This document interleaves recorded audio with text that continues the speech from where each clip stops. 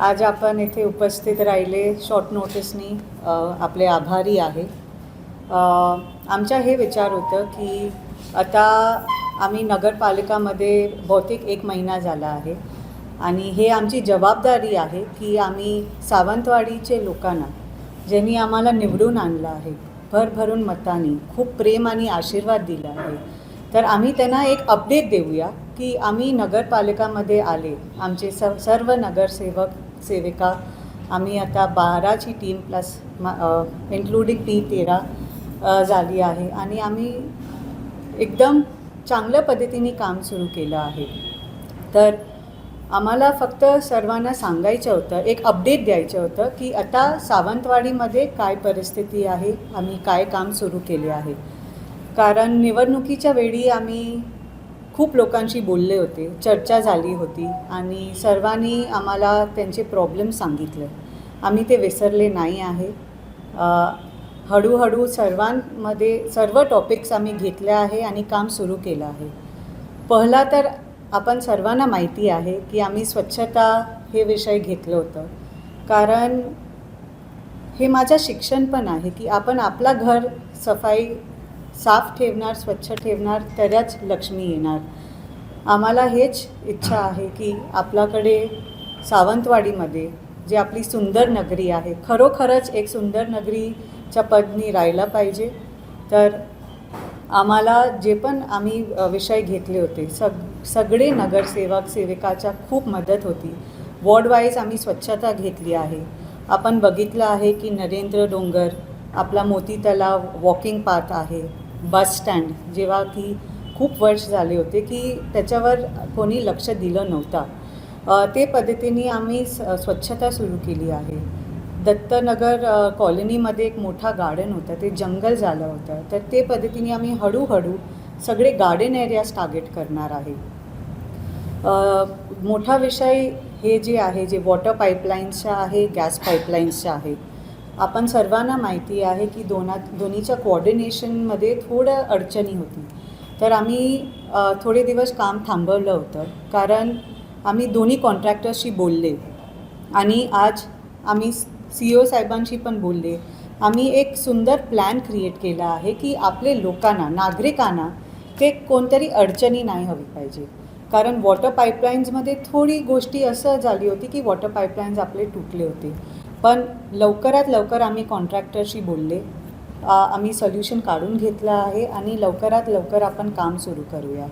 आमची हे इच्छा आहे की सावंतवाडीची जे पाणीची इश्यूज आहे आता 1 वर्षमध्ये ते सॉल्व केले पाहिजे। मी सर्वांना नम्र विनंती करते की हे टाईम जेव्हा गॅस आणि वॉटर पाईपलाईनचं काम सुरू आहे, थोडी अडचणी थोडे महिने होणार, पण त्याच्यानंतर सावंतवाडीमध्ये पाणी आणि गॅस लाईनचे प्रॉब्लेम्स आम्ही सॉल्व करून दाखवूया।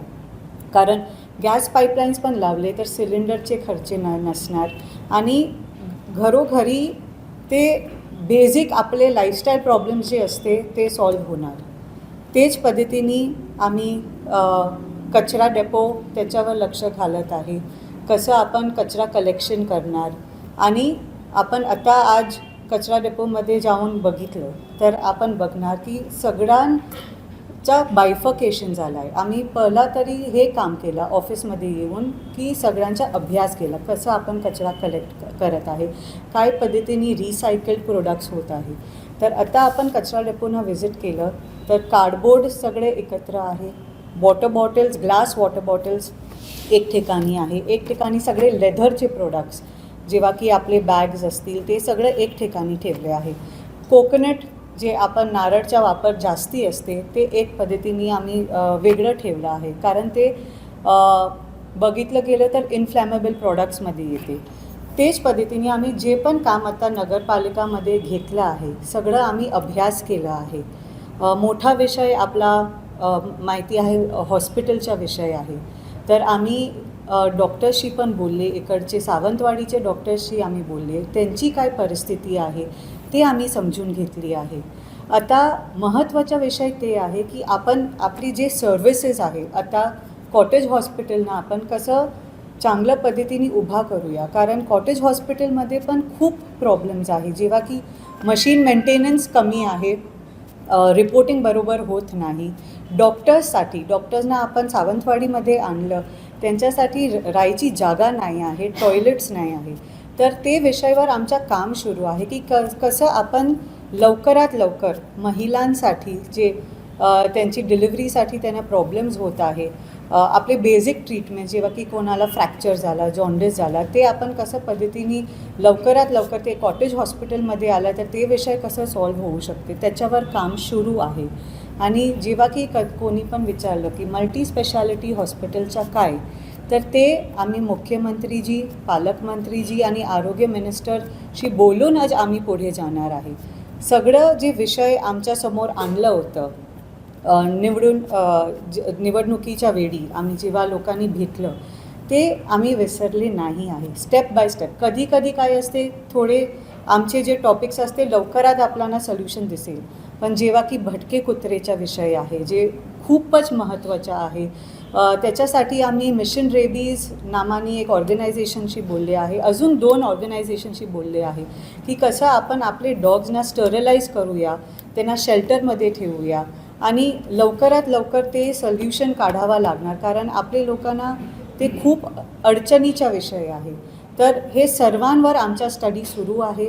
मी सर्वांना फक्त ते नम्र विनंती करणार की आपण सर्वांनी आमच्यावर विश्वास ठेवला आहे, ते विश्वास ठेवा, आशीर्वाद ठेवा आणि लवकरात लवकर आम्ही दर 6 महिने आपल्याला अपडेट देईल. ते आमची जबाबदारी आहे. आम्हाला निवडून आणला आहे आणि ते सगळं विषयावर आम्ही आपल्याला रिपोर्ट देऊया. आणि अजून एक गोष्टी आहे की जे पण हे प्रेस ऐकत आहे, प्लास्टिकचा विषय खूप मोठा आहे सावंतवाडीमध्ये. आपण बाजारात जाणार आहे, ट्यूजडे मार्केट आपण बघितलं आहे, आम्ही सिस्टमॅटिक करून घेतलं आहे की आपली 2 गाडी ते रस्त्यावर जाऊ शकते. आम्ही त्यांना पाणीची सवय दिली आहे, वॉटर फिल्टर नव्हता त्यांच्याकडे, मोबाईल टॉयलेट नव्हता त्यांच्याकडे, त्याच्यासाठी पण आम्ही पत्र कोर्टमध्ये दिलं आहे की आम्ही कसं पद्धतीने त्यांना मोबाईल टॉयलेट देऊ शकते. पण सर्वांना नम्र विनंती आहे की प्लास्टिकचा वापर कमी करा. आपण बाजारात जाणार आहे तर आपली बाजारची पिशवी घेऊन जावा, कारण जितकी आपण प्लास्टिक वापरणार आपला कचऱ्याचं सोल्युशन होणार नाही. तर ते फक्त सगळ्यांना नम्र विनंती आणि आपल्याला जे विचार करायचा आहे आता आपण करू शकतो. तुम्ही ज्या भटक्या कुत्र्यावर रॅबीज घेऊन त्यांना प्रतिबंध करणार असं म्हटलं, पण अशा मोहिमा अनेक वेळा नगर परिषदेमार्फत राबविल्या गेल्या, मात्र ते सक्सेस झाले नाही. बरोबर. आपण कशा पद्धतीने हे करणार? आता जेव्हा की मी सांगितलं की जेव्हा हे स्टडी केलं गेलं, आता सावंतवाडीमध्ये साधारण 1200 भटके कुत्रे आहे. तर मिशन रेबीजचे द्वारा एक NGOच्या द्वारा आम्ही आता शेल्टर आपण उभं केलं, ते शेल्टरमध्ये 30 डॉग शेल्टर्स आपण करू शकतो, 30 ते 35. त्याच्यामध्ये दर आठवड्या आपण 30 डॉग्सना वॅक्सिनेट करू शकणार. ते पद्धतीने आपण पुढे गेले तर 1.5 वर्षमध्ये आपला सगळं भटके कुत्रेचा जे विषय आहे ते सॉल्व्ह होणार. स्टरलायझेशनच्या नंतर त्यांना 3 दिवस आपल्या शेल्टरमध्ये ठेवायला लागते. ते पद्धतीने आपण पुढे जाणार आहे. आता असं नाही की आम्ही कोणाला सोपवून दिलं आहे, सगळे डॉग्सवर टॅग असणार, त्यांना स्टरलाइज करून घेतलं त्याच्यावर टॅग असणार, तर आपल्याला पण कळेल की हे सेफ आहे. भटके जनावर आहेत बाजारात फिरतात, काही बैल वगैरे, ते वाहनाच्या मध्ये अडथळा करतात. त्यांचं काय की कोणकोणा होता नगरपालिका तो आहे का आता? ते पण आम्ही विषय बघून घेऊया. मॅडम, सावंतवाडीमध्ये मोठी समस्या म्हणजे पार्किंगची आहे. हां. पार्किंगचे बोर्ड आपण तळाच्या काठी लावले आहेत, नो पार्किंग म्हणून लावले, पण नो पार्किंगमध्येच गाड्या पार्किंग केल्या जातात. आणि मोठ्या मंगळवारचं म्हणा किंवा आपण SPKच्या समोर म्हणा किंवा इथे रामेश्वर समोर मोठ्या प्रमाणात गर्दी होते. तो त्या प्रश्नाकडे तुम्ही काय नियोजन वगैरे केलं आहे? ते पण आम्ही करेक्ट. पहिला आधी नगरपालिकेत येणाऱ्या माणसाला गाडी लावायला जागा नाही. बरोबर आहे. तिथे जो पोलीस असतात ते लावायला देतच नाही जवळपास. आपला पुढचा एक कॉम्प्लेक्स तयार होतो, तो लवकर झाला तर तिथे काही वाहनं राहतील.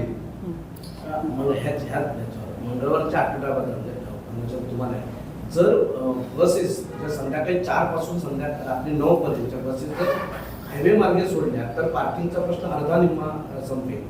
म्हणजे पूर्वी असं करायचं, म्हणजे तिकडनं सोडते मंगळवारच्या बसेस. राजवाड्याकडून जर सुटे 4 वाजल्यापासून ते 3 वाजल्या सुटे संध्याकाळी 9 पर्यंतच्या एकेरी वाहतूक ठेवली म्हणजे जाणारे खेळ तर अधिक सुलभ होईल त्याला, बरोबर. आपण जसं सांगितलं की जे अगोदर ट्रॅफिकचे इश्यूज होते, थोडे जे सिस्टम होते तेव्हा खूप सुंदर पद्धतीने ऑर्गनाईज केले गेले होते, ते आम्ही परत आणूया. आम्ही पोलीस इन्स्पेक्टरशी बोलले आहे, त्यांना सांगितलं आहे की सावंतवाडीच्या मॅप द्या, कुठे पार्किंग झोन्स आहे, कुठे नो पार्किंग झोन्स आहे. त्याच्यावर आम्ही अभ्यास सुरू केला आहे आणि ऑलरेडी सावंतवाडीमध्ये आपण कुठे कुठे पे अँड पार्कची सवय देऊ शकते, कारण पे अँड पार्क आपण केलं तर बरेपैकी आपले पार्किंगचे प्रॉब्लेम सॉल्व्ह होतील. एक ऑलरेडी पास्ट आहे जे आमच्या राजवाड्याच्या पाठी आहे. अजून पण ते काय त्याच्यामध्ये काय प्रॉब्लेम आहे की आपले बाजारात लोक जे येते त्यांना ते थोडं दूर पडणार. तेच पद्धतीने आमच्या अभ्यास चालू आहे की कुठे कुठे सावंतवाडीमध्ये आपण पार्किंग ग्राउंड्स करू शकणार आणि हे प्रॉब्लेम्स सॉल्व्ह होणार. आधी पहिलं आपल्या समोर एक बस स्टॉप आहे ना, तिथे ग्रामीण भागातील मुलं विद्यार्थ्यांचं सगळे असतात, तिथेच गाड्या पार्क केल्यामुळे एसटी अशी पूर्ण रस्त्यावर लागते. बरोबर.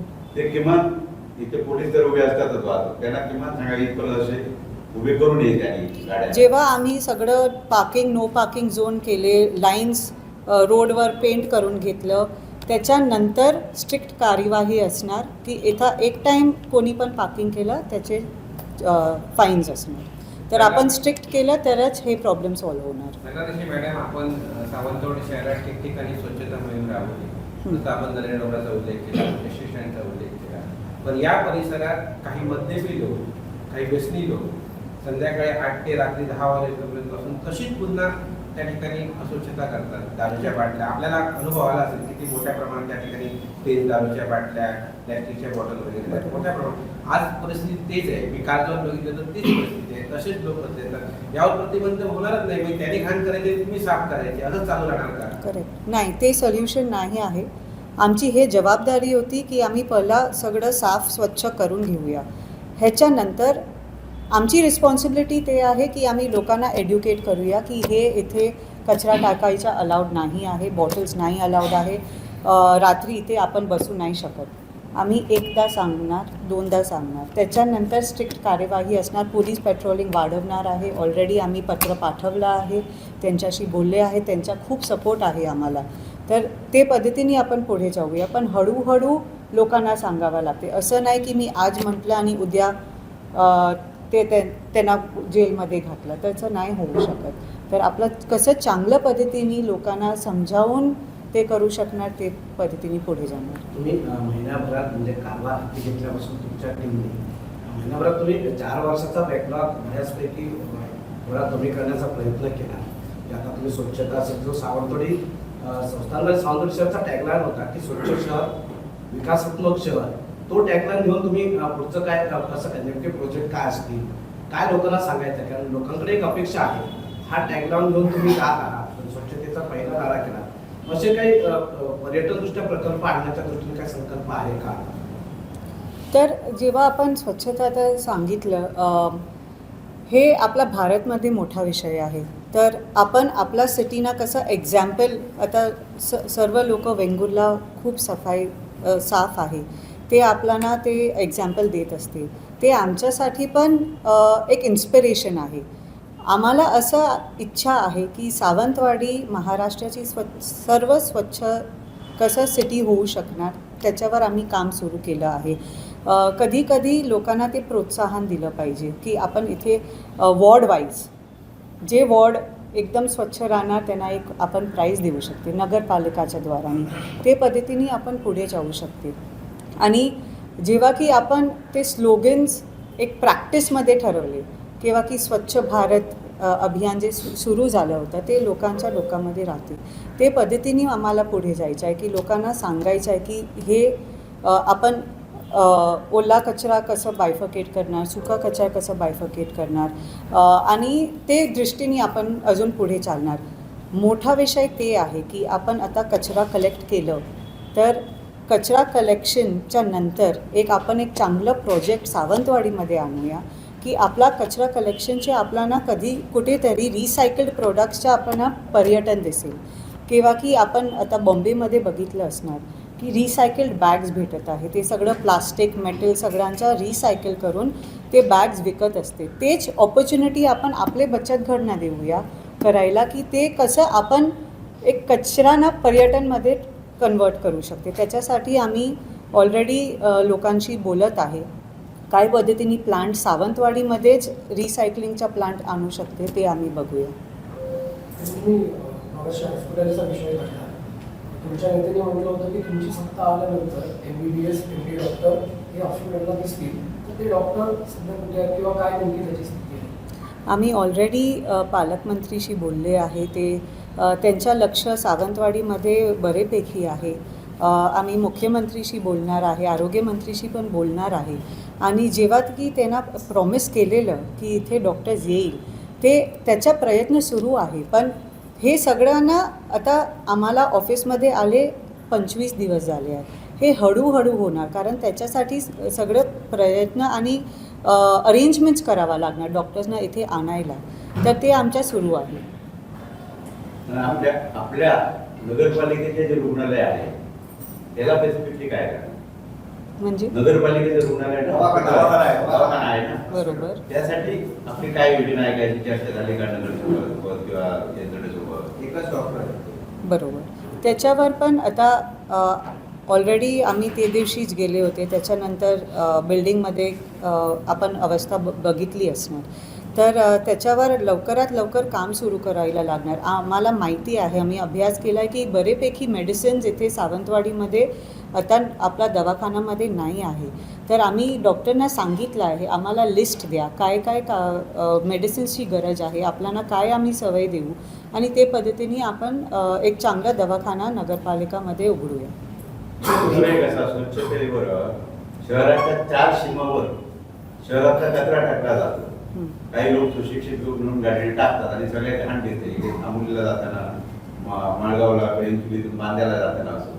त्यासाठी आपण काय असं काय आपल्या स्टाफकडे, स्वच्छतेच्या स्टाफकडे का टाकला जातो किंवा त्याच्यासाठी म्हणजे सीसीटीव्हीचं नाही, कचरा टाकला का जातो, नगराध्यक्ष मॅडम सीमेवर कचरा का टाकला जातो ह्याची काय आपण खातरजमा केली का?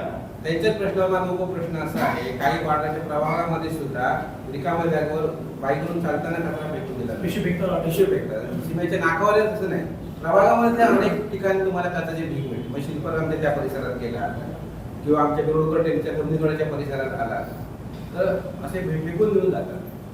त्यावेळी नगराध्यक्षांनी त्या कचऱ्यामधनं संबंधिताच्या नावं काढून शोधून कोणाचा कचरा आहे काय तरी दंडात्मक कारवाई पण त्यावेळी केली.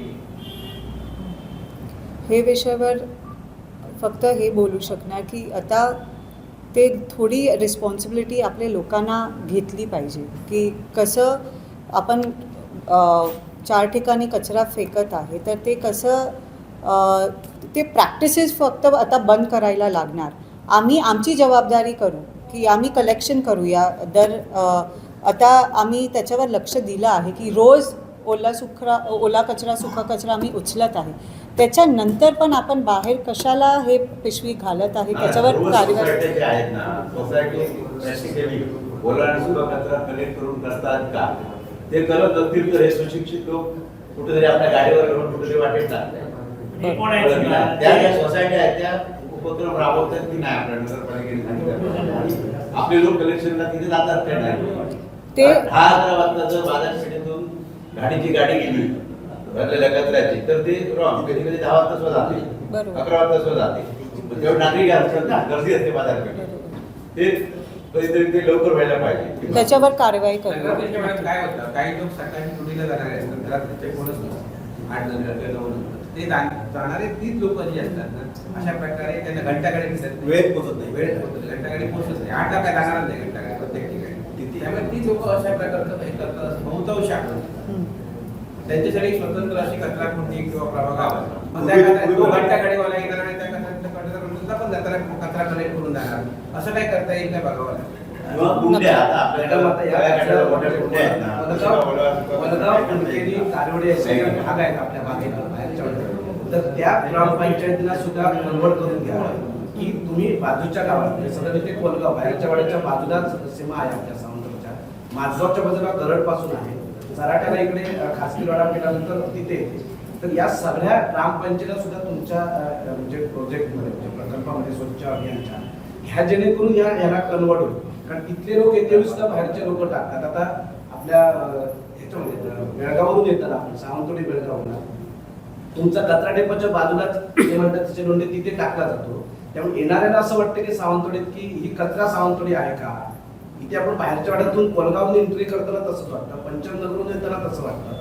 तर तुमच्या ज्या आजूबाजूचे नगरसेवक ज्या कनेक्टेड आहेत बरोबर. त्याला सांगा की त्या प्रभागावर जास्त कॉन्सन्ट्रेट तिथे जर असेल तर त्याला दंडात्मक कारवाई होईल का. एक 500 रुपये 1000 रुपये एक दोघांना केली कारवाई तर थोडंसं निर्बंध आहे. बरोबर, ते करावे लागणार. तुम्ही महिनाभर काम केलं आणि बऱ्यापैकी आहे, चर्चा आहे. पण तुम्ही आता काही रजेवर जाणार तशी चर्चा आहे. काय झालं? तुम्ही महिनाभर आता काम केलं पण काही बाहेर गावी जाणार आहात काही कालावधीनंतर अशी चर्चा आहे. काय नेमकं करायला? तर मी सर्व लोकांना ते सांगणार आहे की मी माझे मटर्निटी लीवसाठी जाणार आहे थोडे दिवस. पण मी सर्वांना हे फक्त म्हणेल की मी जेव्हा 7वे महिने प्रेग्नंट होते तेव्हा पण मी निवडणुकीच्या वेळी घरोघरून जाऊन लोकांची भेट दिली आहे. आपले घरी आई असतील, बहीण असतील, आपली मिसेस असतील, त्यांना माहिती आहे की हे एक महिलांसाठी खूप कष्टाचा टाईम असते. त्यांना त्याच्या हेल्थचा ध्यान ठेवायला लागते. त्याच्यामध्ये पण मी माझ्या हेल्थवर लक्षात देऊ नाही, पण माझे सावंतवाडीचे लोकांसाठी मला जे करायचं होतं त्याच्यासाठी मी घरोघरून गेले आहे. आमच्यासोबत कोणी पण असू दे, सगळ्यांना माहिती होतं आणि सगळ्यांना मला खूप सपोर्ट दिलं की मॅडम आपण काळजी घ्या, इथे नको येऊ, तिथे नको येऊ. पण मी सर्वांना फक्त हे म्हणेल की ते माझी जिद्द होती सावंतवाडीना एक चांगली जागा करायला. आज पण ते आहे आणि निवडणुकीच्या नंतर आपण आम्हाला भरभरून मत देऊन विजय केले आहे, ते मी विसरणार नाही. आम्ही लवकरात लवकर काम सुरू केले आहे. आता मी माझ्या 9वा महिन्यामध्ये आहे, तरी पण आम्ही स्वच्छता अभियान घेतलं आहे. सगळं काम कुठे पण कोणी पण आम्हाला कुठे पण बोलवलं आहे, आम्ही गेले आहे. हेच पद्धतीने आम्ही पुढे पण काम करूया. मी थोडे दिवस नसणार हे मला माहिती आहे, पण आज आपण बघत आहे आमची टीम किती स्ट्रॉंग आहे. आमचे सर्व नगरसेवक सेविका उपनगराध्यक्ष आहे ते सगळं जबाबदारी घेतील. आणि असं नाही आहे की मी थोडे दिवस नाही आहे तर मी हे विसरणार आहे. माझ्या टीमशी ऑलवेज मी कॉन्टॅक्टमध्ये राहणार. दर 2 दिवसांनी 3 दिवसांनी आमची मीटिंग्ज असणार ऑनलाईन. आता ऑनलाईन टेक्नॉलॉजी इतकी सुंदर झाली आहे की जेव्हा पण कधी पण आपली मीटिंग्ज असणार मी त्याच्यावर उपस्थित राहणार आहे आणि सगळ्यांच्या ते मला अपडेट देणार आहे. मी सर्व लोकांना फक्त ते म्हणेन, आपण हे आमच्यासाठी, आमच्या राजघराण्यासाठी हे बाळक एक आशीर्वाद आहे आणि आम्ही खूप उत्सुक आहे. मी लवकरात लवकर परत येणार आणि असं नाही की आता बाळक आमच्या माझ्यासाठी तर हे मोठा आशीर्वाद आहे, पण हे मी काम माझ्या कुठेतरी पुढे पाठीमागे जाणार असं नाही आहे. माझ्या पाठी एकदम चांगलं सपोर्ट आहे. राणीसाहेब आहे, राजेसाहेब आहे, युवराजचा सपोर्ट आहे. आणि जेव्हा की एक महिलांना ही संधी दिली होती, आता गव्हर्मेंटनी महिलांना संधी दिली आहे, तर सगळ्यांना माहिती आहे की महिलांचे काय काय विषय असते. आणि ईश्वरनी जेव्हा आम्हाला बनवलं होतं त्यांना माहिती आहे आम्ही हे जबाबदारी घेऊ शकणार आहे. मी घरचं काम पण करू शकते, पर्यटन पण करू शकते, बिझनेस तर माझा सुरूच आहे. आणि नगरपालिकामध्ये आज जे मी आले आहे ते मी लोकांची जबाबदारी घेऊन आले आहे, ते मी विसरणार नाही आहे. तर मी फक्त सर्वांना ते म्हणेल की आपला आशीर्वाद द्या, आपला प्रेम द्या, आम्हाला समजून घ्या आणि आम्ही लवकरात लवकर परत येईल. तुम्ही आता 30 दिवस काम करत आहे, पहिलाच तुमचा अनुभव असेल, सगळे अधिकारी आहेत किंवा वेगळा अनुभव तुम्ही घेता. कसा हा अनुभव होता 30 दिवसातला? 20 ते 22 नगरसेवक तुमच्यासोबत आहे, हा 30 दिवसाचा अनुभव कसा होता? फर्स्ट टाइम तुम्ही त्या पोझिशनवर बसला. मी आपल्याला खरं सांगते की जेव्हा पॉलिटिक्सचा अजेंडा आहे ते माझा विषय नव्हता, पण नगरपालिका पॉलिटिक्स नाही आहे, ते आपल्या लोकांच्या कामसाठी आम्ही आले आहे. आम्ही बरेपैकी लोकांना भेटले आहे, त्यांचा विषय समजून घेतला आहे. आम्ही नगरपालिका ऑफिसमध्ये बसले, फर्स्ट डेपर्यंत लोक खूप आम्हाला प्रेम दिलं आहे, त्यांचे विषय सांगितलं आहे. सगळे जे आम्ही विषय इमिडिएटली सॉल्व करू शकले आम्ही केले आहे. आणि जेव्हा आम्हाला आता माझा अभ्यास सुरू आहे की आता सावंतवाडीसाठी काय काय निधी आली आहे, काय आपण प्रोजेक्ट्स करू शकते, ऑनगोईंग प्रोजेक्ट्स काय आहे, जेव्हा की व्हेजिटेबल मार्केट आहे, मटन मार्केट आहे, कसं चांगल्या पद्धतीने आपण ते पुढे जाऊ शकते, ते सगळं ऐकून आम्हाला पण बरं वाटते की सावंतवाडीमध्ये आपण हे सगळं प्रगती करू शकणार आहे. तर आता तर फक्त 1 महिना झाला आहे, बाकीच्या पूर्ण 5 वर्ष आमच्यासाठी आहे. आणि खरं सांगू तर मी खूप उत्सुक आहे. आय एम सुपर एक्सायटेड की आपण सावंतवाडीच्या कायापालट करून कसं दाखवणार आहे लोकांना. पुढच्या 5 वर्षमध्ये ते सगळं लोक बघतील. मटन शॉप म्हणजे सगळ्यांना की आता मटन शॉपीचं कामकाज कुठे बाहेरच्या वाड्यामध्ये चालू आहे किंवा परंतु लोकांची अशी मागणी आहे की जिथे मच्छी मार्केट आहे तिथेच मटन शॉपी तिथे आहे, ती तिथेच ठेवावी, जेणेकरून तिथे कारण लोकांना मटनसाठी वेगळं जावं लागणार, माशांसाठी वेगळं, चिकनसाठी वेगळं. तर तिथे जे आहे म्हणजे सामूहिक आहे तेच तिथे तसं राहावं अशी लोकांचीच इच्छा आहे. यावर विचार व्हावा. नगरसेवक आहे सगळे आम्ही जे पण निर्णय घेऊन आम्ही सगळं नगरसेवक, सेविका, उपनध्यक्ष सर आहे, मी आहे, आणि सगळ्यांच्या विश्वासात घेऊन लोकप्रतिनिधी तर आम्ही आहेच, पण आपले लोकांच्या ज्या मनमध्ये आहे त्यांना पण आपण विचारूया की त्यांना काय पाहिजे आणि ते पद्धतीने आपण निर्णय घेऊया. सावंतवाडी शहराच्या 4 ठिकाणी असे ते म्हणाले मटन मार्केट आहे, बाजारपेठ, छोट्या बाजारपेठा, खालायवाड्यात अशा पूर्वीच्या नगराध्यक्ष आताच्या काही वर्षापूर्वी नार्वेकर होते, त्यांनी असा प्लॅन केलेला होता. अशी काही आपण चर्चा करणार का? माझा शहराचा विस्तार होतोय सगळे. आता ह्या पट्ट्यात, खालायवाड्याच्या पट्ट्यात असेल, तिकडच्या बाहेरच्या वाड्या, तिकडच्या अशा ठिकाणी काही आपल्या जागा असणारे अशा बाजारपेठेचं विकेंद्रीकरण मिनी मार्केट.